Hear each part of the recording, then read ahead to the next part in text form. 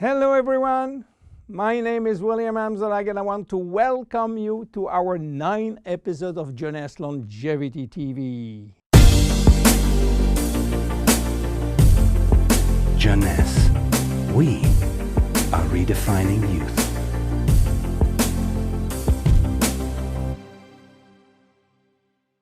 Obesity, or should I say globesity. Today, obesity is a worldwide epidemic disease. There is an outrageous eruption of a worldwide obesity even in the countries where not so long ago famine was the #1 health issue. The fatness of the world is changing rapidly, and this is very disturbing because it's going out of proportion and nobody can get any control of this new epidemic. Many children become obese and then become obese adults. The diseases associated with obesity, such as heart disease, cancer, and especially diabetes, will explode. That will mean a lot of sick people all over the world. The cost in terms of death, diseases, and money spending is just astronomical. Think about today, there is in the world about 3 billion people overweight and 800 million real obese. The cost of obesity in the United States is about $150 billion per year, which is 10% of the total US medical cost. So what is the difference between overweight and obese? Overweight means that you gain only a few kilos above standard, from 1 to 15 kilos for adults. Above this threshold, you're considered as obese.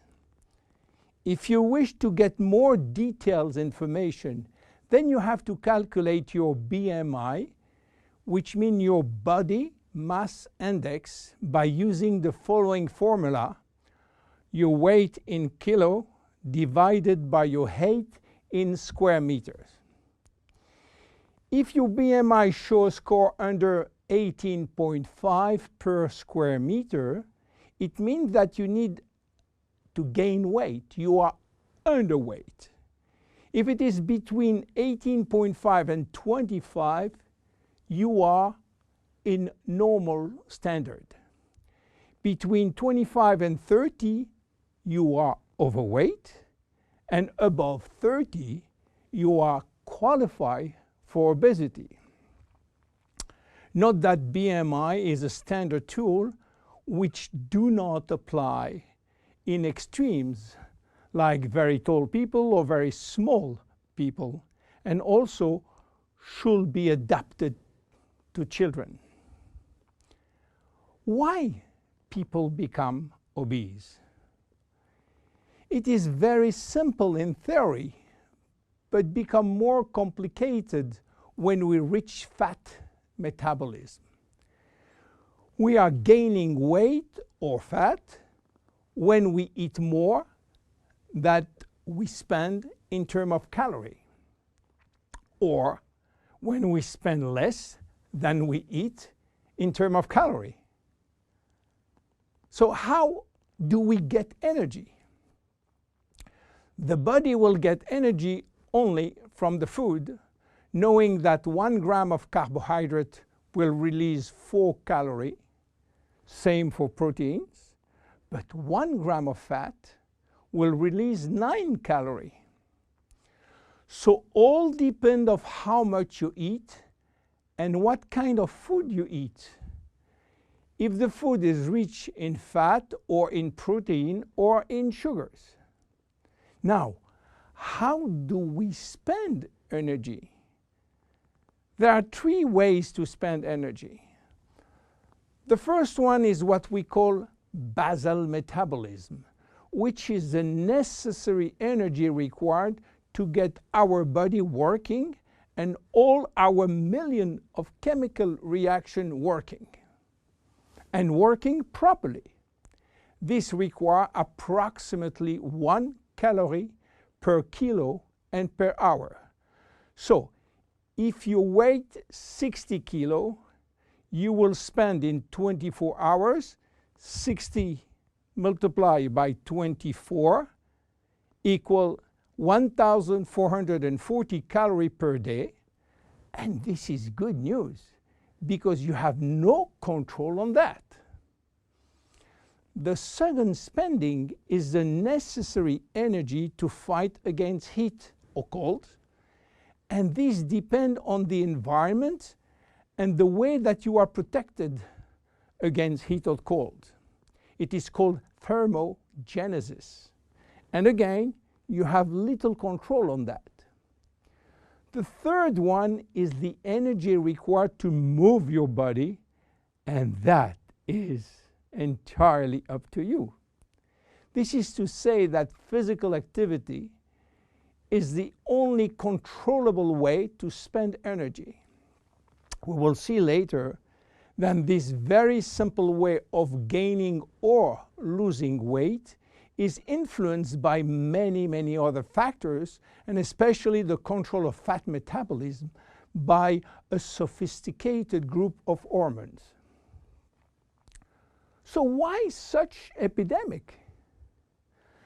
To understand, we have to go back 20,000 years ago. As surprising that it can be, our genes have not changed for the last 20,000 years. At this time, life for humans was quite difficult. In fact, life was based on food availability, and food was really available only during spring and summer. The rest of the time, no food, almost famine. Our genes has to adapt and to work in accordance with this alternance of abundance and famine, and they create a kind of energy storage. The fat cell was born. This cell has the capacity to storage all kind of energy derived from fat, from carbohydrates, and even proteins. It can increase 50-fold its size and retain energy in the form of triglycerides. Because of uncertainty of food availability, our genes were oriented toward the saving mode, which means that every time we eat, all the energy coming from the food was oriented in the storage facility. What happened 20,000 years later? Our genes are still oriented towards saving mode, but there is no more famine. On the contrary, the new society offers an extreme abundance of food rich in calories, and that all over the year. And guess what happened? Everything is going first in storage. And once in storage, it is very difficult to get out. You understand now why it is very difficult today not to gain weight or fat. But there is another factor. 20,000 years ago, in order to bring food at home, men were hunting, fishing, or climbing trees to get fruits. And that was a huge energy spending mode. Today, with a new technology created for lifting heavy items or escalator or elevator, we reduce drastically our energy spending. You understand now why it is so easy to gain weight or fat. What are the consequences of obesity in terms of health and longevity? To make a long story short, it is a disaster. Being and staying obese will lead to a long list of chronic diseases, including cardiovascular disease, diabetes, cancer, metabolic syndrome, and consequently a drastic shortening of life. That will not account for the uncomfortable physical, emotional, and mental consequences of being heavy for ourselves and for our relationship. In terms of aging, obesity is shortening telomeres, increasing DNA damage, and reducing stem cell pool. So what to do for reducing obesity? Obviously, it is quite difficult considering the worldwide effort of the medical community with so small results. Health authorities are repeatedly organizing campaigns to inform people about the consequences of eating too much sugar or fat or the lack of exercise. But the food industry until now do not help and still putting on the market food rich in bad sugar and bad fat. The first step is to be convinced that improving your lifestyle, which means improving your nutrition, your physical activity, managing your stress and your emotion, in order to stop impulsive eating, will be a very good action to preserve your life and your longevity. The second step will be to use specific food supplements to help managing your fat metabolism and rebuild the muscles that you lose when lacking exercise.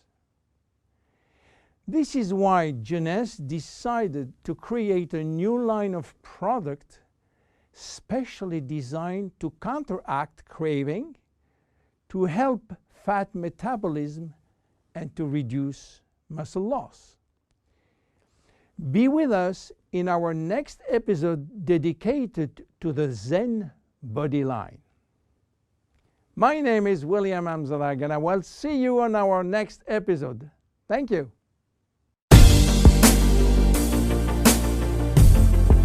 Jeunesse. We are redefining youth.